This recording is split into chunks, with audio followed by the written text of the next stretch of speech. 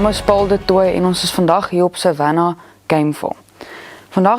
Ons het vroeg vandag uitgery om 'n rooibok-ooi te skiet. Toe ons vanoggend hier aankom, toe sit amper asof die rooibok-oeye my van kilometers af ver geryk het.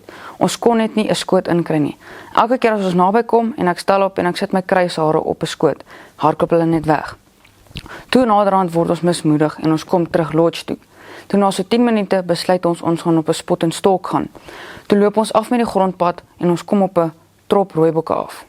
Toe sien ons as 'n mooi rooibok-ooi. Toe gooi ek lood na en na so 10 minute en 'n harde soek, toe kry ons haar onder 'n boom.